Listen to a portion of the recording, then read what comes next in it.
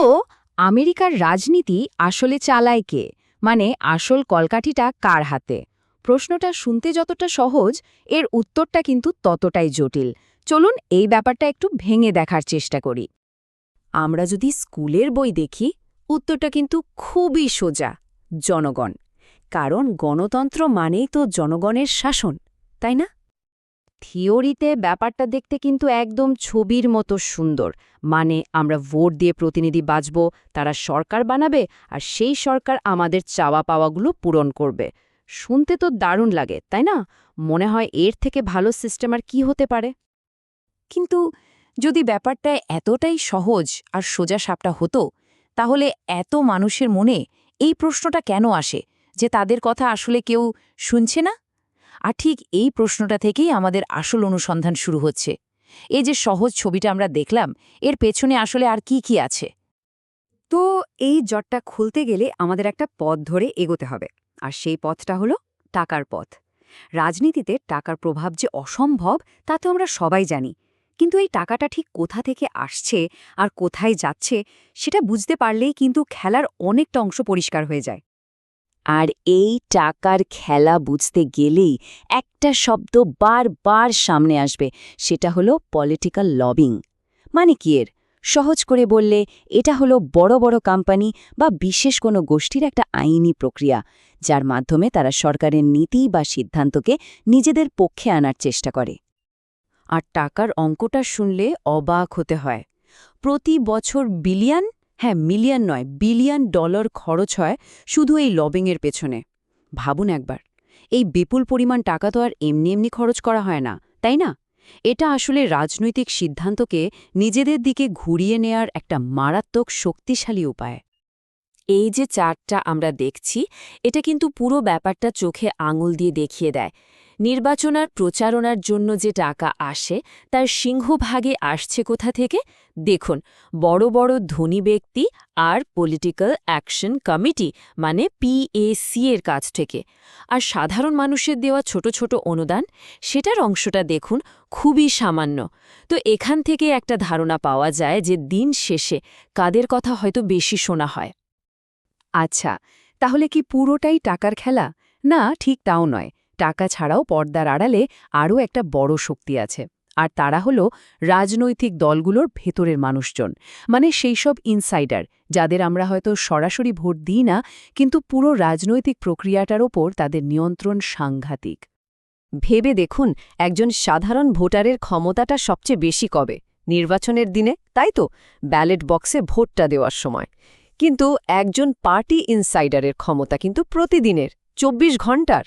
কোন নীতি নিয়ে আলোচনা হবে, কে কোন সিট থেকে প্রার্থী হবে, দলের স্ট্র্যাটেজি কি হবে, এই সব কিছু পেছনেই কিন্তু তাদের হাত থাকে। তো এই ক্ষমতাটা তারা ঠিক কিভাবে ব্যবহার করে? দেখুন, কয়েকটা মূল জায়গা আছে। যেমন প্রার্থী বাছাইয়ের যে প্রাইমারি পর্ব, সেখানে প্রভাব খাটানো। তারপর কোন আইন প্রণেতা কোন গুরুত্বপূর্ণ কমিটিতে বসবেন, সেটা ঠিক করা। এমনকি কোন আইনটা নিয়ে সংসদে আলোচনা হবে আর কোনটা হবে না, সেটাও নিয়ন্ত্রণ করা। আর হ্যাঁ, দলের হাতে যে কোটি কোটি টাকা আসে, সেই টাকাটা কোথায় খরচ হবে, সেটাও তো তারাই ঠিক করে। এগুলোই হলো ক্ষমতার আসল লিভার। আচ্ছা, তাহলে আমরা টাকা দেখলাম, পার্টির ভেতরে ক্ষমতা দেখলাম, কিন্তু গল্পটাই এখানেই শেষ নয়। আরেকটা বড় গোষ্ঠী আছে, যারা কিন্তু নির্বাচিত প্রতিনিধি নন, কিন্তু বাইরে থেকে তারা পুরো পলিসির জগৎটাকে নাড়িয়ে দেওয়ার ক্ষমতা রাখে। আমরা কাদের কথা বলছি? আমরা বলছি থিঙ্ক ট্যাঙ্ক, বিভিন্ন স্পেশাল ইন্টারেস্ট গ্রুপ আর মিডিয়া হাউসগুলোর কথা। এদের কাজটা কি? এরা গবেষণা করে, রিপোর্ট তৈরি করে, আর মিডিয়ার মাধ্যমে এমন একটা আলোচনার ঝড় তোলে, যেটা জনমত তৈরি করে দেয়। অনেক সময় তো তারা পুরো দেশের রাজনৈতিক আলোচনার বিষয়বস্তু বা এজেন্ডাই ঠিক করে ফেলে। আর তাদের কাজ করার ধরনটাও কিন্তু খুব সিস্টেম্যাটিক। প্রথমে একটা নির্দিষ্ট বিষয়ের উপর গবেষণা করা হয়, টাকা ঢালা হয়। তারপর সেই গবেষণার উপর ভিত্তি করে বড় বড় রিপোর্ট আর স্টাডি প্রকাশ করা হয়। এরপর মিডিয়া সেটা নিয়ে আলোচনা শুরু করে, যা দেখে আইন প্রণেতারা প্রভাবিত হন। এবং শেষ পর্যন্ত এই পুরো ব্যাপারটা সাধারণ মানুষের মতামতকেও প্রভাবিত করে। এটা একটা চেইন রিয়াকশনের মতো। টমাস জেফারসনের একটা বিখ্যাত কথা আছে, যেটা এখানে একদম খেটে যায়। তথ্যই হলো গণতন্ত্রের মুদ্রা। এর মানেটা কিন্তু খুব গভীর। তার মানে হলো যারা এই তথ্য বা ইনফরমেশন আর তার আলোচনাকে নিয়ন্ত্রণ করতে পারে, ক্ষমতার একটা বিরাট অংশ আসলে তাদের হাতেই চলে যায়। তো আমরা অনেকগুলো আলাদা আলাদা টুকরো দেখলাম, তাই না? অর্থ, পার্টি ইনসাইডার, থিঙ্ক ট্যাঙ্ক। চলুন এবার এই সবগুলো টুকরোকে একসাথে জুড়ে দেখি যে আসল ছবিটা ঠিক কী দাঁড়ায়। তাহলে সেই প্রথম প্রশ্নে ফিরে আসি, কে আসলে নিয়ন্ত্রণ করছে আমেরিকার রাজনীতি?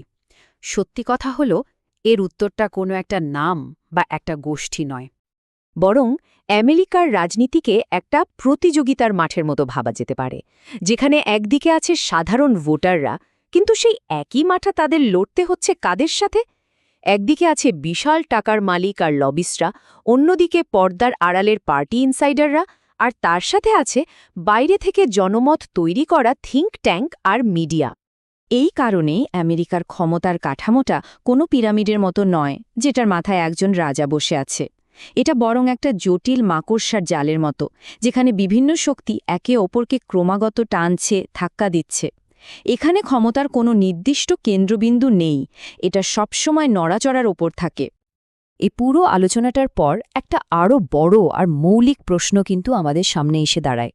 এই যে এত জটিল একটা ব্যবস্থা, এই সব কিছুর কথা মাথায় রাখলে একটা গণতন্ত্রে ক্ষমতা, এই শব্দটার আসল মানেটা ঠিক কী? ব্যাপারটা কিন্তু ভাবার মতো, তাই না?